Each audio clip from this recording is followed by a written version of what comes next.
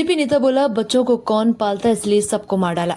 पत्नी के अवैध संबंध थे, कई बार समझाया। सहारनपुर हत्याकांड का पूरा कबूलनामा। मैं पिछले 3 महीने से पत्नी को समझा रहा था, उसके गांव की एक लड़की से संबंध हो गए थे। मैंने बाजार में आते जाते 2-3 बार दोनों को साथ पकड़ भी लिया।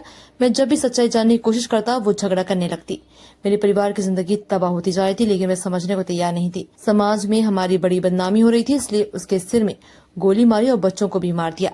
सोचा जब मैं जेल चला जाऊंगा तो बच्चों की देखरेख कौन करेगा। ये कबूलनामा उस भाजपा नेता का है जिसने अपनी पत्नी और 3 बच्चों को दिन दहाड़े गोली मार दी, फिर खुद पुलिस को फोन कर सूचना दी। गिरफ्तारी के बाद उसने पुलिस को क्या बताया, पत्नी पर शक क्यों करता था, बच्चों को मारने के दौरान उसके हाथ क्यों नहीं कांपे। गंगोह कस्बे के सांगाठेड़ा गांव का ये रहने वाला योगेश रोहिला भाजपा के 10 साल से जुड़ा है। फिलहाल वह कार्यकारिणी सदस्य है। शनिवार को दोपहर 2 से 3 बजे के बीच अपनी लाइसेंसी पिस्टल से पत्नी नेहा और 3 बच्चों की गोली मारकर हत्या कर दी। इसके बाद तीनों बच्चों की मौत हो गई। पत्नी नेहा का मेडिकल कॉलेज में इलाज चल रहा है। गोली मारने के बाद योगेश ने खुद पुलिस को फोन कर कहा कि मैंने अपनी पत्नी बच्चों को गोली मार दी, घर में लाशें पड़ी हैं। मौके पर पहुंची पुलिस ने आरोपी योगेश रोहिला को लाइसेंसी पिस्टल के साथ गिरफ्तार कर लिया।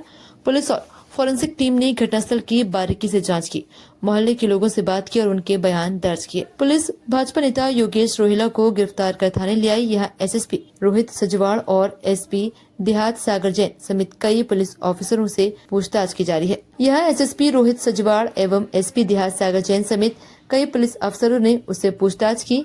इसमें उसने कई गहरे राज उगले। योगेश रोहिला ने बताया कि मेरी पत्नी हाउसवाइफ है, घर की सारी जिम्मेदारी वही संभालती हैं। राजनीतिक व्यस्तता के कारण मैं घर में समय नहीं दे पाता, इसलिए घर के काम के लिए उसको बाहर आना जाना रहता है। इसी दौरान उसके किसी से अवैध संबंध हो गए। मुझे इधर उधर से पता चला तो भरोसा नहीं हुआ, लेकिन मेरे मन में शक पैदा हो गया, इसलिए मैंने उसका पीछा करना शुरू किया। 3 महीने पहले मैंने उसको एक युवक के साथ देख लिया।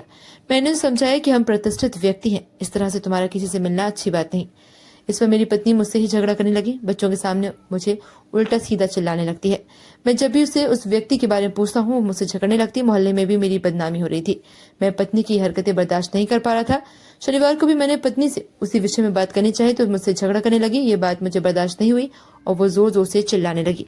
उसकी आवाज बाहर तक जा रही थी। बच्चे भी सारी बात सुन रहे थे, इसलिए मुझे बहुत तेज गुस्सा आ गया। मैं कमरे से अपनी पिस्टल निकाल लाया। मैंने उसे डराने की कोशिश की तो वह तेज और तेज लड़ने लगी। इस पर गुस्से में मैंने अपनी पत्नी पर पिस्टल तान दी। ये देख मेरी बड़ी बेटी माँ को बचाने के लिए आ गई। मैंने सबसे पहले उसी को गोली मार दी। गोली लगते ही खून से लथपथ होकर वह गिर पड़ी। जब मैंने बड़ी बेटी को गोली मारी तो मेरा बड़ा बेटा भागते हुए आया। मैंने उस पर भी पिस्टल तान दी। इसके बाद मैंने अपने तीनों बच्चों और पत्नी को गोली मार दी।